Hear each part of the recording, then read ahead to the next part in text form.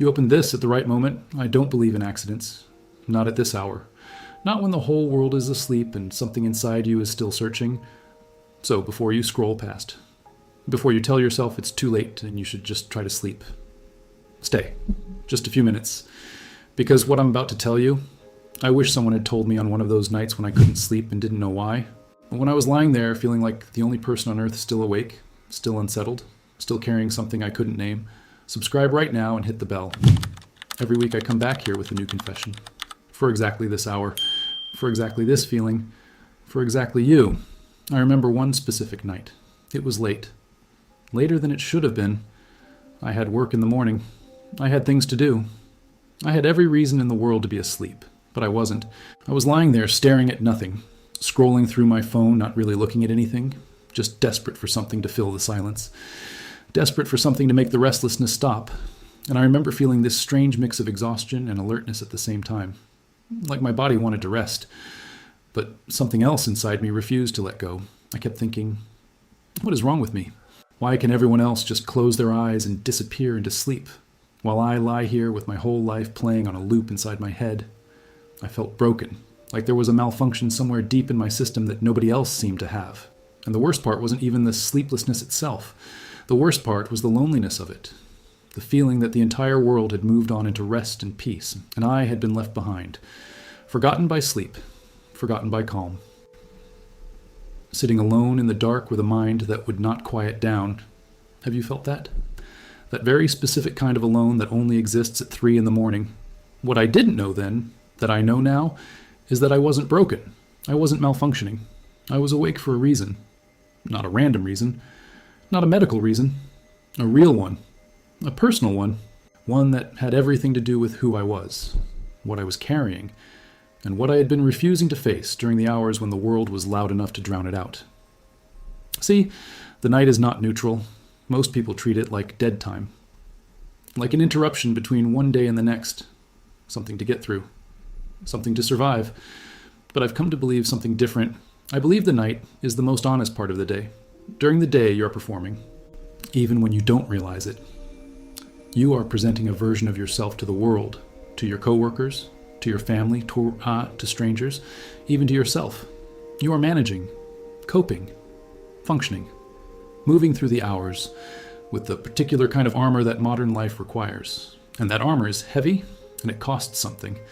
Every emotion you didn't have time to feel, every thought you pushed aside because there was somewhere to be. All of them, every truth you swallowed because the moment wasn't right, every version of yourself you suppressed to get through the day intact. It all goes somewhere. And at night, when the performance ends, when the armor comes off and when there is no more distraction available, it all comes back. Not to punish you, to find you. I want to tell you about the night I stopped fighting it. I had been awake for hours, tossing, turning, frustrated with myself, exhausted but wired, trying every trick I knew to force my body and mind into rest. Nothing worked. And at some point, somewhere around 3 a.m, I just gave up, not in a defeated way. In a surrendered way. There's a difference. I stopped trying to sleep. Stopped trying to silence the thoughts. I stopped fighting the wakefulness like it was something wrong with me. And instead I just asked, what do you need right now? Not my body. Not the sleep schedule. Me. The actual me underneath all the daily performance and responsibility and noise. What do you need? And the answer came slowly, quietly, the way real answers always come. Not with fanfare, not dramatically. Just a soft, persistent presence that had been there the whole time waiting for me to get still enough to notice. I needed to stop pretending I was okay. That was it. Simple. Devastating. True. I had been performing okay for so long, for so many people, in so many situations, that I had lost track of where the performance ended and the truth began. I had convinced myself that fine was my actual state. That the dull ache underneath everything was just life being life. That wanting more, needing more, feeling more, was somehow indulgent, ungrateful, too much.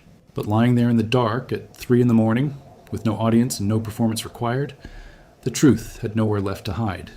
I wasn't okay, and admitting that, even just to myself, even just in the silence of that room, felt like setting something down that I had been carrying for so long I had forgotten it was in my hands. Here is what I want you to hear right now. If you're awake at this hour, There is something in you that is trying to get your attention, not to scare you, not to torture you, to reach you. During the day, you are moving too fast. There is too much noise, too many obligations pulling you in too many directions. The thing that needs to be seen, needs to be felt, needs to be heard, it cannot get through. But right now, in this quiet and in this stillness, in this particular darkness that belongs only to this hour, it can reach you, and it is reaching you. That restlessness you feel, that inability to just let go and sleep, that sense that something is unresolved or unfinished or unsaid, that is not a problem. That is an invitation to stop, to get honest, to ask yourself the questions you've been too busy to ask, to feel the things you've been too distracted to feel. What have you been pretending is fine that isn't? What are you carrying that was never yours to carry? What do you actually want underneath all the expectations and obligations and versions of yourself you built for other people? What truth have you been swallowing every morning with your coffee? Pushing down, ignoring, surviving around, instead of actually facing? You don't have to answer out loud. You don't have to answer tonight. You just have to stop long enough to hear the question. Because the question is the beginning. I know this hour is hard. I know that being awake when you want to be asleep feels like punishment. I know that the thoughts can feel relentless. I know that the silence can press on you in ways that the noise of the day never does. I know that tired and wired is one of the loneliest combinations a human being can feel. But I also know this. The nights that were hardest for me, the ones I would have done anything to escape, those were always the nights something important was happening underneath the surface. Something shifting, something opening, something that needed the darkness and the quiet and the forced stillness to finally move. You are not stuck in this night. You are moving through it. There is a difference. Stuck means nothing is happening. But everything is happening right now.